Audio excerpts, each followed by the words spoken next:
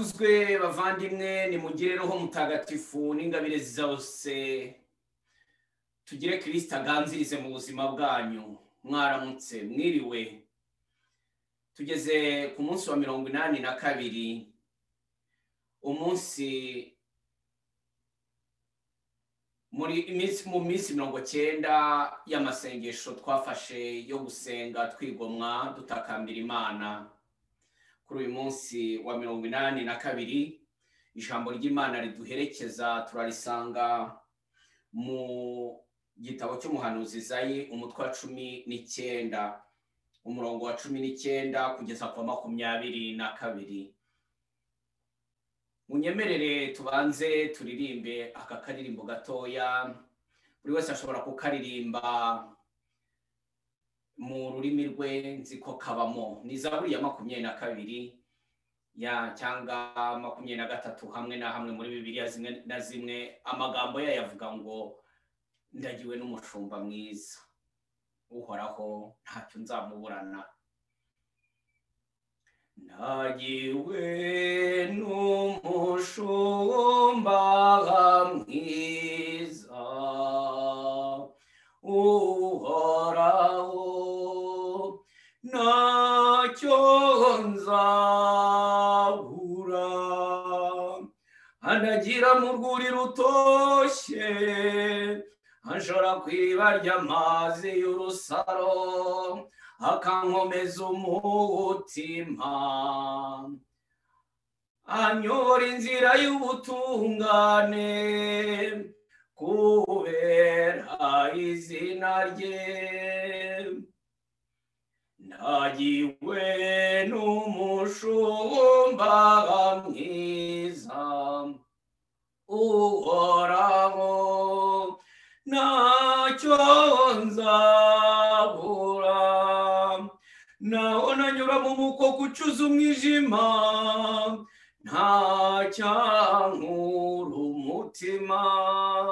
Iyo undi iruhande, inkoni yawe n'ishyimbo intera ubugabo. Mana mugenga w'ubuzima, Mana mugenga w'ibihe, mutanga buzima, mutanga bugingo, mubyeyi w'impuhwe, twese abinginzi turongera kugutakambira n'umutima ugusaba imbabazi, kandi turongera kukuririra dufite intimba kubera ibyaha byacu. Buri munsi utwereka inzira tukanga tugatana, utubwira ijambo ryawe tugakurikira ibyifuzo byacu, uratuburira ntitwumve, watwereka ntitubone. Nyagasani, ongera uca inkoni zamba mubyeyi, kugira ngo uyu munsi hongere hagaragare ibimenyetso by'urukundo rwawe ukiza isi, utabara abantu bose bugarijwe n'ibihe by'urusobe n'urusobekerane rw'ibibazo. Uhumuriza abihebye, ukiza abarwayi, ukuremo umwijima w'icyaha bari mu mva y'urupfu, uhindure kamere yacu, kandi uduhe guhamya ukwemera kwawe dushize amanga. Kubwa Yesu Kristu umwami wacu, amina. Ijambo ry'Imana tuzirikana uyu munsi bavandimwe ni muri Izayi umutwe wa 19 umurongo wa 19 kugeza ku 22. uwo munsi hazubakwa urutambiro rw'uhoraho rwagati mu gihugu cya Misiri n'inkingi yeguriwe uhoraho ahagana ku mupaka. Icyo kizaba ikimenyetso n'intangamugabo ko uhoraho umugaba w'ingabo ari mu gihugu cya Misiri. Igihe bazatakambira uhoraho bugarijwe n'ababisha, azaboherereza umukiza ubatabara ababohoze. Uhoraho azimenyesha abanyamisiri, uwo munsi nabo bamumenye. Bazatura ibitambo n'andi maturo, bagirire uhoraho amasezerano kandi bayakomeze. Nuko rero niba uhoraho yarahanye bikomeye abanyamisiri, none hagiye kubakiza, bazagarukira uhoraho uzabababarira akabakiza. Iryo ni ijambo ry'Imana. Misiri tuzi icyo ivuze mu mateka y'umuryango w'Imana, ariko uyu munsi turabona ijambo ry'Imana ritwereka ko n'aho hantu hatoteje, n'aho hantu hari abanyabyaha ruharwa, n'uriya muntu tubona ko adashobora guhinduka, cyangwa se dushobora kubona byinshi twamuvugaho kubera imyifatire cyangwa imico ye, nyamara dushobora kubaka urutambiro rwo kumutakambira, Imana ikagaragaza impuhwe zayo mu buzima bwe. Dushobora kubaka urwo rutambiro aricyo kimenyetso cy'abantu baturira hamwe igitambo cya misa, basabira isi, basabira ugucungurwa kwa roho z'abantu bamwe na bamwe bataramenya Imana. Niba uyu munsi hari imihamagaro ivuka y'abamisiyoneri biyemeza kujya gutura niyo byaba ari rwihishwa mu bihugu by'abahakanyi, by'abarwanyamana, bakajyanayo ubutumwa, bakahubaka rimwe na rimwe uburyo buzabaha gusenga. Uko babikora kose, bashobora mu buryo bwose babwirijwe na Roho Mutagatifu, bashobora kubikora rwihishwa, bagakorera amasengesho mu buvumo wenda kuko bitemewe, bakitarura bakagera ahantu wenda babitoterezwa. Ndazirikana bari mu bihugu by'Ubushinwa n'ahandi hose ku isi, ahantu cyangwa mu bihugu by'Ubuhinde, aho usanga hari ahantu ku isi na n'uyu munsi abantu baratarakira Imana, cyangwa se bataremera kuyoboka Imana mu bwisanzure, ahubwo hagakoreshwa ibigirwamana. Ariko hari abantu biyemeza kuhajya cyangwa se kuhajyana Imana mu kwemera, bakiyemeza kubaho bahatakambira binginga Imana, kandi Imana ikabikora. Ni ukuvuga iki? Ntitugategereze ko umuntu ahinduka. Twebwe twavukiye mu muco wa gikristu, ugasanga waravutse wanyu barakubatirisha, bakujyanye mu kiliziya, baragutoza gukora ikimenyetso cy'umusaraba, barakubwira ko uvuga ishapure, kuvuga mwaramutse Mariya cyangwa dawe uri mu ijuru. Ugeraho ugasanga ntabwo byakugoye, ntabwo uzi agaciro kabyo, ntabwo uzi n'uburyo bwawe wabikoramo bijyanye na wowe, atari gusa bwa buryo wabwirijwe. Icyo ni ikibazo dufite, kumenya gusenga. Dushobora kuvuga amasengesho ariko tukaba tutaramenya gusenga. Dushobora gukora imihango myinshi ya liturujia, tukajya mu misa, tugakora ibisabwa byose, ugapfukama, ugahaguruka, ugahagarara, ariko utarahura n'uwo bikorera. Imihango ntikugeze kuwo imenyesha, ngo ujye uhure n'uwo nubwo ibyo bimenyetso biganishaho mugiye nimwihura buhure mugirane igihango. Ibyo ni ibibazo byinshi. Hari babandi tuvuga ngo ntibamenye Imana, ariko hari n'abayivuga ariko Imana ikabishobora kuza yanyura rwagati muri bo ntibamenye ko iyo Mana yanahanyuze, ntibabibone. Yezu yigeze kugera ararira Yerusalemu, arira Korazini, arira Kafarunawumu, arira imijyi yabonye ibitangaza by'ikarenga ntiyemere. Ikarenga ntiyemere. Yezu byaramushavuje ararira. Nzabigenze ne? Ni ukuvuga ngo yahushije cyangwa se ntiyageze ku cyo yifuzaga. Yatangaga ibyo bimenyetso. Burya ibimenyetso byose Imana iduha, twumva ubuhamya bwinshi abantu batanga. Iyo umuntu akubwira ngo Imana yangiriye gutya, Imana yankoreye gutya, Imana yangijije, Imana yangobotse, Imana yanyiyeretse muri ubu buryo, insubiriza iki kibazo.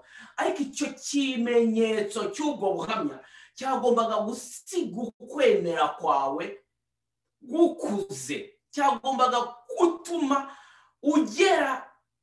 urenga icyo kimenyetso ukajya mu ntego yo kuvuga uti ndashaka noneho Imana ingaragarije ko inkunda, nanjye ndashaka kuyigaragariza ko nyikunda.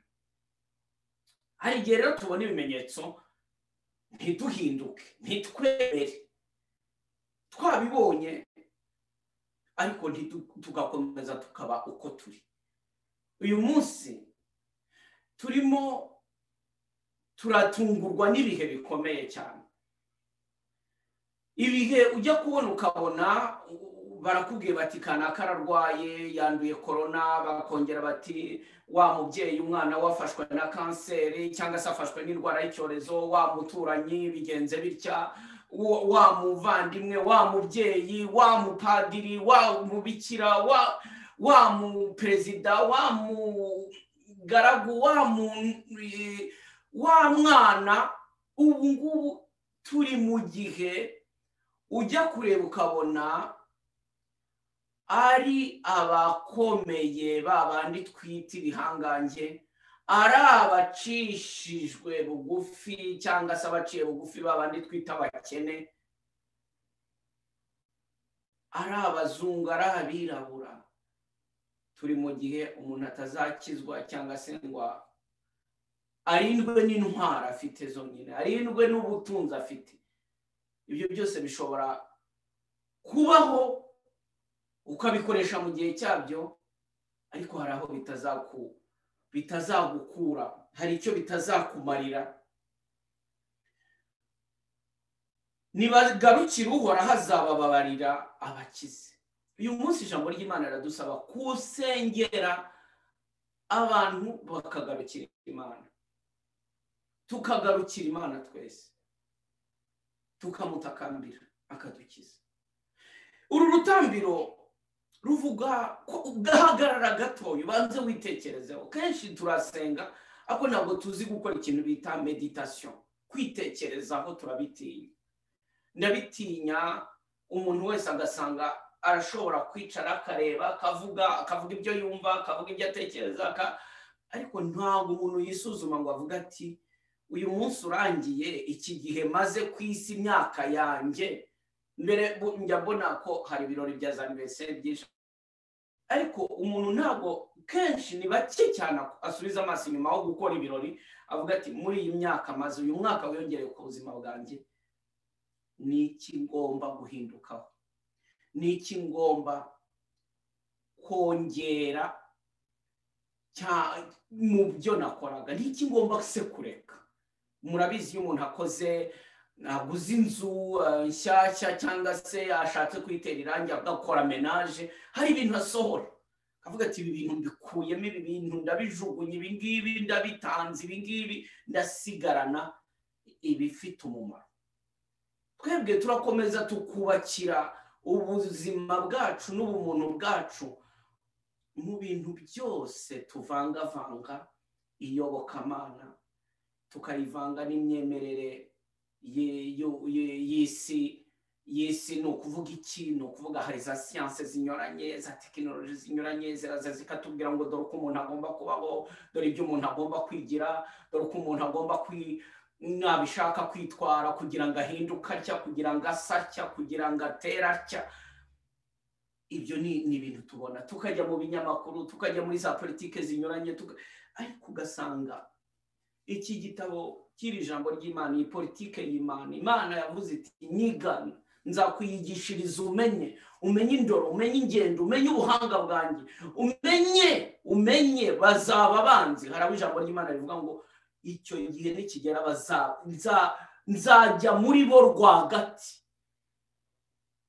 mbabera Imana nabo bambera umuryango. Reba wongere urebe niba uru rutambiro muri wowe indani hari relation personnelle ufitanye n'Imana yawe, nirihe banga ufitanye n'Imana yawe.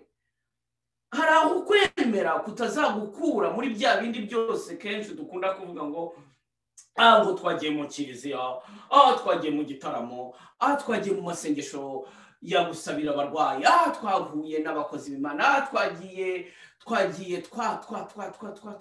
abantu twabaye rusange. Ba wowe uru rutambiro rw'Imana muri wowe, hagati yawe n'Imana yawe ni ruriho iki?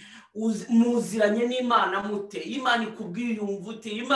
Imana ikuvugishije urayumva? Imana igukozeho urabimenya? Imana ikuburiye urabimenya? Imana ikugabiye aho urakira? Rero hari n'ibyo dusaba kandi Imana yarabiduhaye. Nyagasani, uyu munsi bavandimwe, ni twongere twubake, ugirane ukwemera kwawe, kugirane n'Imana ibanga ryihariye. Iryo banga rizagukura hahandi uzanyura. Ubu ntabwo ukwemera k'umubyeyi, kuko ukwakiza gute umwana wawe kandi mutari kumwe?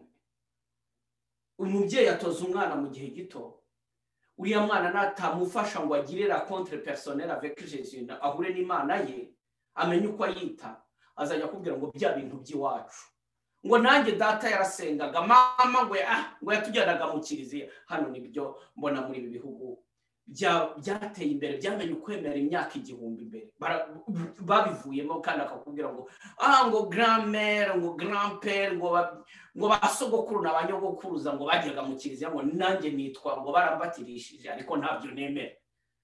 Urumva, tuve ku bimenyetso gusa, ahubwo tugere ku kintu cyitwa kwegurirwa uhoraho, kwiyegurira Imana, le consacrer. Ntabwo ari gusa abambaye amavara, abagiye abarambarara hariya hasi basezeranira Imana, abo ni abafite umuhamagaro wundi wihariye. Buri wese uyu munsi wemera Imana niyongere ature igitambo cy'ubuzima bwe, maze yiyegurire uhoraho. Imana yakubwiye ko iteka ryose nuyibwira izakumva, nuyisaba imbabazi izakubabarira, kandi Imana izakurwanaho. Imana igiriye ayo masezerano mwagiranye. Imana iguhe umugisha.